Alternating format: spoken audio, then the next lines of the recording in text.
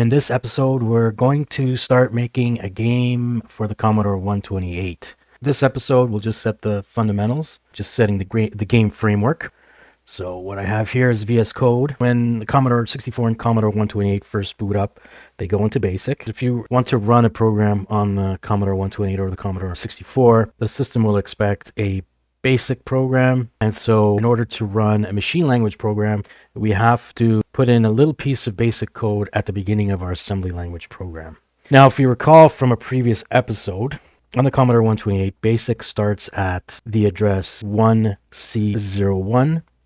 If we look at our memory map here, we'll see that address 1C00, we have the start of basic RAM. Every basic program needs to start with a 0 at address 1C00.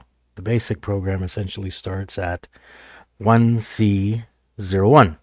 So we cannot just simply put machine language at address 1C01. What we have to do then is put in a little routine here that will tell the system to sort of enter machine language mode. So the first thing we want to do is move the program counter to 1C01. So in Kick Assembler, the way of specifying where we want to start is with .pc equals, and then we'll tell it we want to start at the start of basic. Just put a comment here, C128 basic. We're not getting syntax highlighting, so what I'm going to do, I'm going to save this. Okay, and now we have syntax highlighting, and we can verify that we have no syntax errors so far. So the first line is program counter. What is the next address in memory to run code? We want to start it at 1C01, which we know is the start of basic. Then we're going to define a word, and basically Kick Assembler will put this starting right at 1C01. And by specifying the data directive .word, we're telling it put this byte in the next two addresses. So we're going to put the word upstart end. Now this is a label that represents a memory location. So we're going to say upstart end. What the basic interpreter expects here is the start of the next line of basic. So in the first two bytes, starting at 1C01, the basic interpreter is expecting the address of the next line of basic. So that's what this will be. The next two bytes will be the line number. In basic, you have line numbers. Now we could put anything here. We could put any number less than 64K. We're going to choose line number 10. Call this line number. Now here we have an error because we have not defined yet the label, and we will upstart end.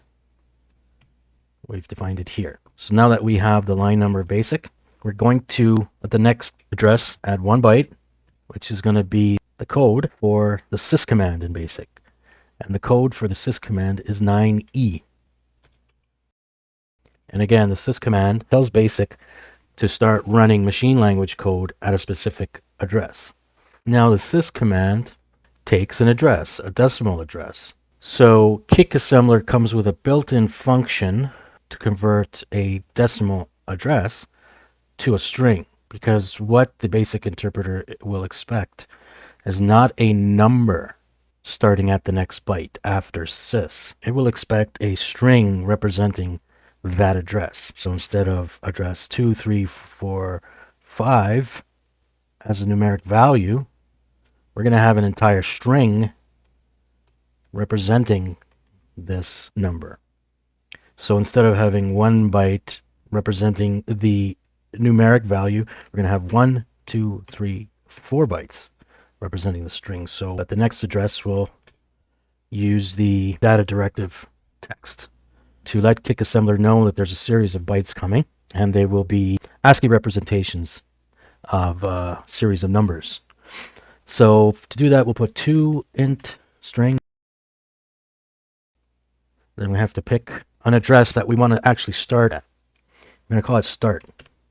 That's a label for an address, and we'll just define that label right here. So in other words, this is where we will start our program. The basic program needs to be terminated with 0.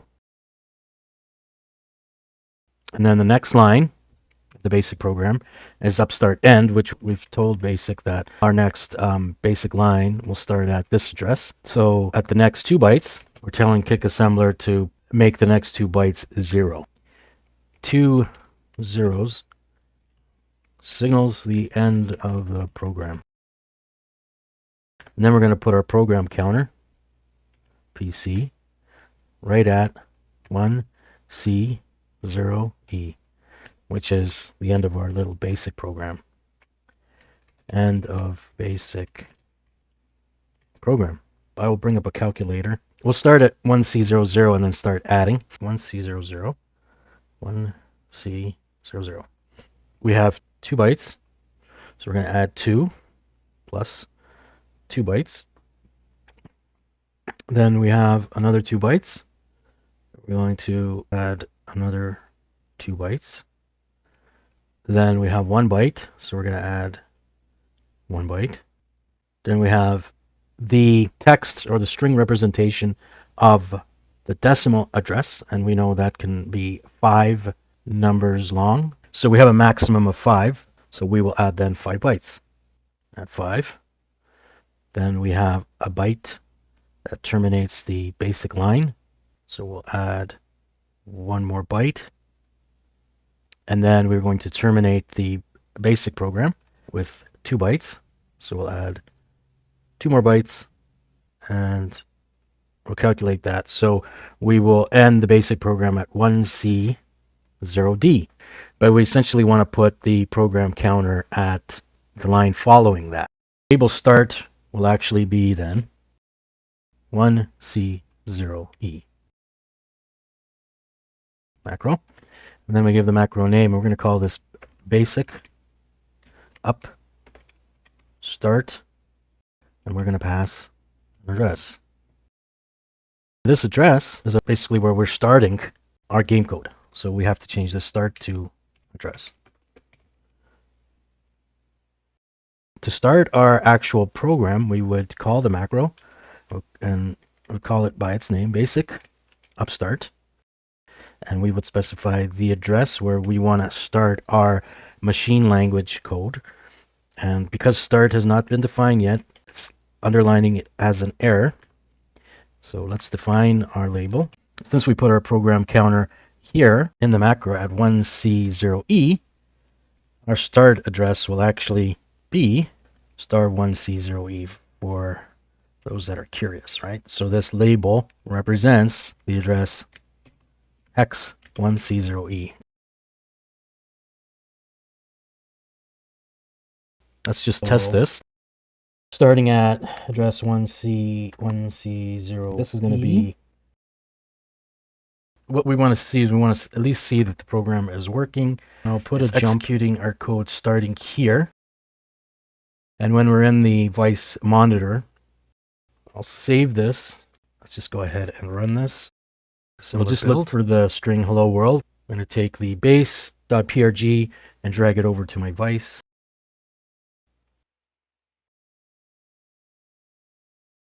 Over to the side, I'll drag the program. So now you can see my Vice monitor. To Vice. Now we're running. Now I'll activate the monitor. In Vice monitor, you can use the there. You can see the text hello world. 0E, which means our program is working. We're able to load it into Vice. And I hope you enjoyed this episode, and if you have any comments, please be sure to leave them.